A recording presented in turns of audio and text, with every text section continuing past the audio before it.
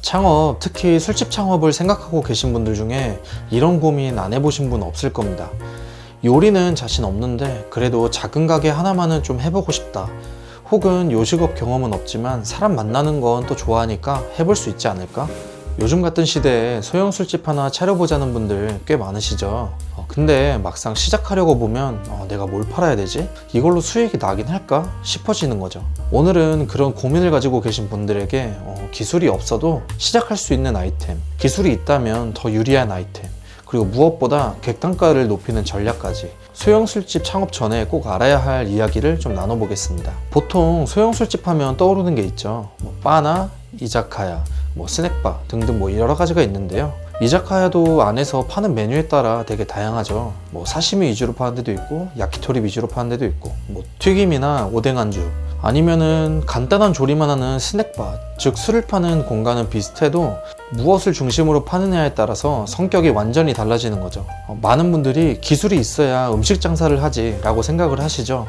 하지만 이 말은 절반은 맞고 절반은 틀리다고 생각을 합니다. 기술이 뛰어나면 음식의 퀄리티는 당연히 높아지고 그 자체로 손님을 끌어들이는 데 도움이 됩니다. 하지만 소형 술집처럼 자리가 제한적이고 손님 한 명이 소비하는 금액이 한정적인 공간에서는 기술만으로는 충분하지 않아요. 이때 중요한 건 바로 객단가입니다. 객단가를 높이지 않으면 아무리 음식이 맛있고 품질을 좋은 거 쓴다고 해도 매출이 생각보다 되게 많이 안 나옵니다.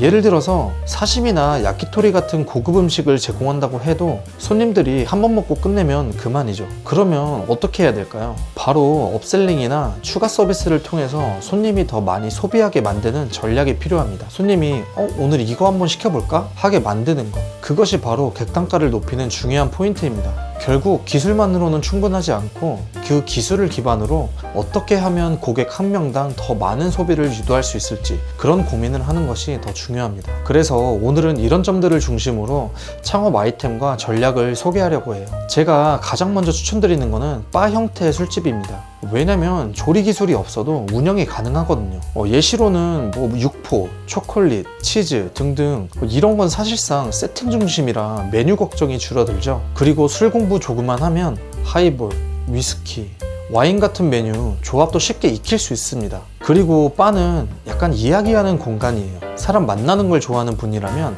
이게 큰 무기가 됩니다.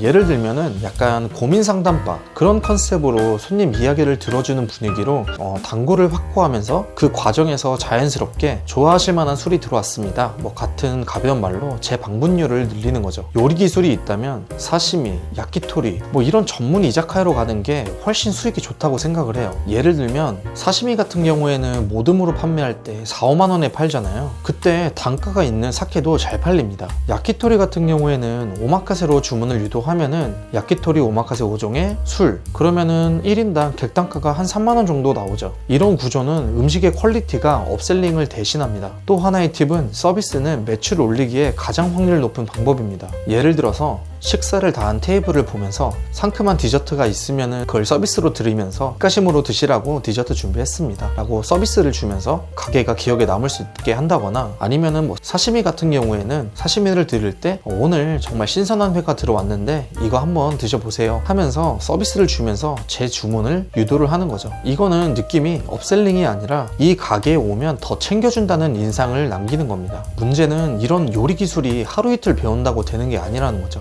사시미나 야키토리 같은 음식은 1, 2년 이상 일을 하면서 배워야지만 제대로 된 퀄리티가 나옵니다.